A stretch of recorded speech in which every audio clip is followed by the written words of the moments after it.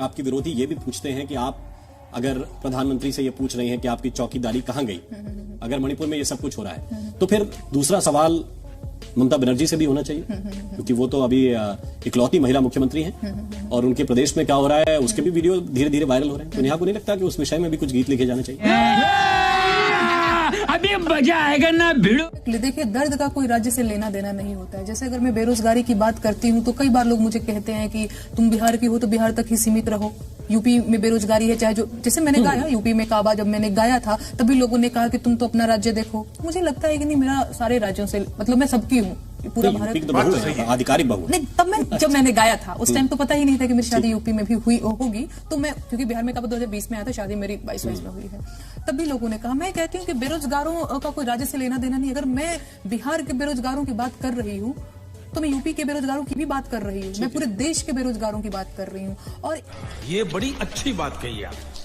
इस चीज को तो मैं बस महिला के सम्मान और अपमान के नजरिए से देख करके गा रही हूँ। अगर मैं मणिपुर की बेटियों का दर्द गा रही हूँ तो सेम वही दर्द बंगाल की बेटी का भी है, बंगाल की महिला का भी है। तो मैं उसको एक महिला मतलब महिला के सम्मान के दृष्टि से जोड़ करके देख रही हूँ, न कि वो बंगाल की है, वो मणिपुर की है। कहीं भी इस तरीके की घटना हो रही है। दूसरी चीज ये कि जब मैं चौकीदारिया की बात कर रही हूँ तो आप सिर्फ मणिपुर के ही नहीं चौकीदार हैं, बंगाल के भी चौकीदार हैं, आप पूरे देश के चौकीदार हैं। अगर यूपी में कोई घटना घटेगी तो उसके लिए नीतीश कुमार जी जिम्मेदार थोड़ी होंगे, भाई योगी आदित्यनाथ से सवाल पूछे जाएंगे। तो इसी तरह बंगाल की घटना ऐसे आप रिलेट कर देंगे, प्रधानमंत्री हर चीज के लिए जिम्मेदार हैं, तो आपको लगता है जायज बात है? मैं तुम्हें अभी समझाता हूँ कि बच्चा चिल्लाई तो माई के यहाँ जाई और जनता चिल्लाई, जनता रोई तो सरकार के यहाँ जाई। मुझे ऐसा लगता है कि अंतिम जिम्मेदारी, क्योंकि आप सबसे उच्च पद पर बैठे हुए हैं और हम अपनी अगर बात छोड़ दें तो जितने भी सीएम चाहे नेता मंत्री हैं वो सब कहीं ना कहीं आपके अंडर में हैं।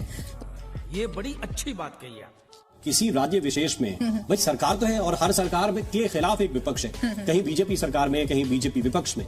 तो अगर आप विपक्ष की आवाज भी उठाती हैं या जनता की आवाज भी उठाती हैं तो आपको नहीं लगता कि कुछ सिलेक्टिव हो जाता है, जिसकी वजह से एक तबका है जिसमें मैंने कहा कि उसके तन बदन में आग लग जाती है? ठीक है, आप सिलेक्टिव अप्रोच की बात कर रहे हैं। लोग मुझे कहते भी कि राजस्थान में, छत्तीसगढ़ में काबा तुम कब गा रही हो, एमपी में काबा, और इस तरीके की मैं उनसे भी कहना चाहती हूँ। और कल भी मेरी एक जगह बात हो रही थी, देख कहानी अभी खत्म नहीं हुई है, बंगाल नहीं दिखाई देता है। मैंने कहा मैडम आप लोग खुद ही नहीं सुनना चाहते हो यार, मैं क्या करूं, आपको ही एमपी में काबा सुनना रहता है। नहीं ऐसी बात नहीं, देखिए आपको ये नहीं पता था ना कि मैंने बंगाल के लिए गाया है। नहीं कहा कि आप बंगाल के लिए नहीं गा रही हैं, तो मैंने ये बताया क्योंकि वो गाना बहुत पॉपुलर नहीं हुआ तो आप तक पहुंचा नहीं, पर इसका मतलब ये नहीं है कि मैंने गाया नहीं। मैं गाती हूँ दीदी, बंगाल के हुई तू काल बोलो सारा रा, अरे बांग्लादेशियन के स्वर्ग बंगाल बोलो सारा रा, अपने लोगन के तू हो गई लुका। इस तरीके से मैंने वो गीत 1.5 साल पहले गाया है राममोहन शर्मा जी, और उसकी मैं बस बता रही हूँ कि मैंने गाया है। हमने देखा मध्य प्रदेश में सीधी में एक घटना सामने आई, उसके बाद फिर मुख्यमंत्री खुद पीड़ित को बुलाए, उसके पांव धोए, माफी मांगी आधिकारिक रूप से कि ठीक है हमारे कार्यकर्ता ने या जिसने भी जो किया, उन्होंने कहा कार्यकर्ता तो है ही नहीं, लेकिन फिर भी हम पांव भी धोते हैं और माफी भी मांगते हैं। तो आपको तब भी ऐसा क्यों लगता है कि शकुनी और कंस के बाद खाली मामा शिवराज ही बचे?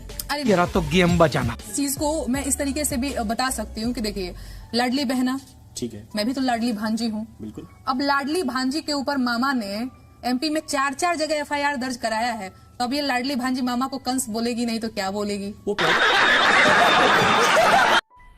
मजा आया।